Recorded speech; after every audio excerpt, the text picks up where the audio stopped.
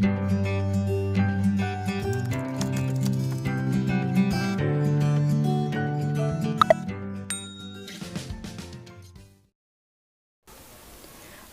selamat datang kembali bersama saya Katrunada. Di kesempatan kali ini saya akan menjelaskan tentang siklus menstruasi. Nah, sebelum ke penjelasan, ada beberapa hal yang perlu kita ketahui. Yang pertama, perbedaan folikel dengan ovum. Jadi, folikel itu merupakan pelindung dari ovum atau sel telur.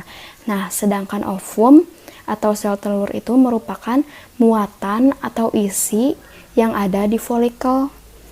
Kemudian yang kedua ada kelenjar pituitari. Nah, kelenjar pituitari ini terletak di dasar tulang tengkorak. Nah, lebih tepatnya itu di atas sinus sphenoid. Kelenjar pituitari ini dibagi ke dalam dua bagian. Yang pertama, posterior pituitari yang menghasilkan hormon oksitosin dan hormon vasopressin. Yang kedua, anterior pituitari yang menghasilkan beberapa hormon, diantaranya hormon LH dan hormon FSH.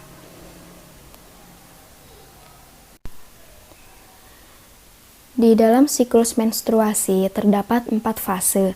Yang pertama, fase praovulasi, yang kedua, fase ovulasi, yang ketiga, fase pasca ovulasi, dan yang terakhir, fase menstruasi. Nah, di gambar ini, fase menstruasi sisi kiri dan sisi kanan itu sama ya, saling berhubungan. Saya akan memulai pada fase praovulasi.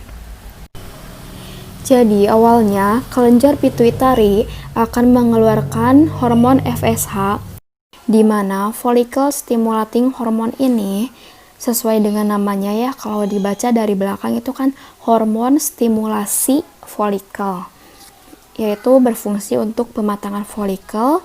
Lebih tepatnya dari folikel primer itu akan berubah menjadi folikel sekunder. Di dalam folikel sekunder ini, manfaat salah satunya itu untuk mengeluarkan estrogen. Saat folikel semakin matang, maka hormon estrogen pun akan meningkat. Hormon estrogen yang dibentuk dari folikel sekunder itu akan mempengaruhi hipofisis anterior untuk membentuk hormon LH.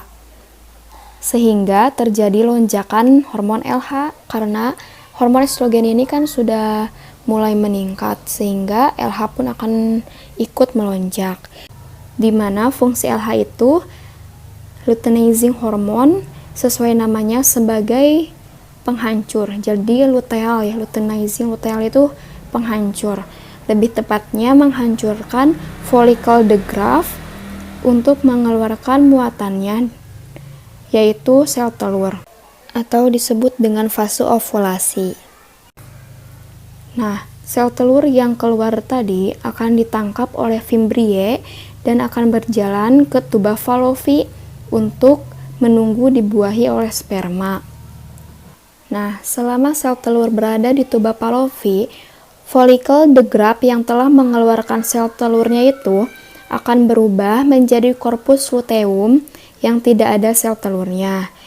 Nah, corpus luteum itu, corpus itu artinya badan, luteum itu rusak, artinya badan yang sudah rusak atau badan yang tidak ada intinya, yang berfungsi untuk menghasilkan hormon progesteron, di mana berguna untuk mempertebal dinding endometrium.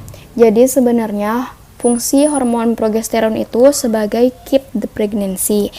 Nah, atau untuk melindungi kehamilan. Nah, di mana untuk melindungi kehamilan itu salah satunya dengan mempertebal dinding endometrium, kemudian untuk mencegah terjadinya kontraksi. Sedangkan hormon FSH dan LH akan menurun, yang disebabkan karena salah satunya karena peningkatan hormon progesteron dan estrogen, dan disebabkan karena telah selesainya pematangan folikel. Sesuai dengan namanya, hormon FSH, follicle stimulating hormone, yaitu hormon yang merangsang pematangan folikel.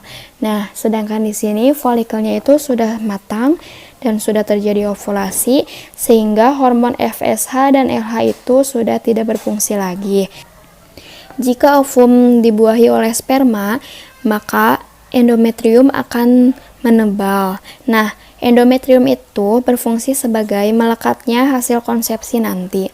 Sehingga hormon progesteron pun nanti akan mengirimkan sinyal ke kelenjar pituitari untuk tidak membentuk hormon FSH. Tetapi jika tidak dibuahi oleh sperma, maka corpus luteum ini akan berubah menjadi corpus albicans, di mana corpus albicans ini sifatnya sesuai digambar tidak merangsang hormon progesteron dan estrogen, sehingga terjadi peluruhan endometrium atau perdarahan menstruasi. Nah, nanti terjadi produksi FSH dan LH lagi, dan terjadi fase praovulasi, dan terus siklus menstruasi terjadi dan berulang.